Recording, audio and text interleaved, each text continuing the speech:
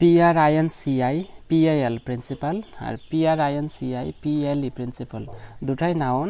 Principal হচ্ছে প্রধান, যেমন আমরা বলি স্কুলের প্রধান হচ্ছে স্কুল বিদ্যালয়ের প্রধান, মানে স্কুলের প্রধান বা স্কুলের প্রিন্সিপাল হচ্ছে বিদ্যালয়ের প্রধান, কলেজের প্রিন্সিপাল হচ্ছে মহাবিদ্যালয়ের প্রধান। আমি বলতে পারি অনেক বাক্য, যেমন হি ইজ আওয়ার প্রিন্সিপাল, ঠিক আছে, উনি আমাদের প্রধান। He is our college principal, উনি আমাদের মহাবিদ্যালয়ের প্রধান। বুঝতে পারছি, আমরা অনেক সময় এইভাবে বলি। PRINCI PAL কিন্তু মনে রাখবে। আর PRINCI PLE প্রিন্সিপাল সেটা হচ্ছে নাউন, তার অর্থ হচ্ছে নিয়ম বা নীতি। আমি বলতে পারি অনেক বাক্য, যেমন you have to follow the rules or principles of your college, তোমার মহাবিদ্যালয়ে থাকা প্রিন্সিপলসগুলা তোমাকে মেনে চলতে হবে, বা PLE প্রিন্সিপলস। বুঝতে পারছি?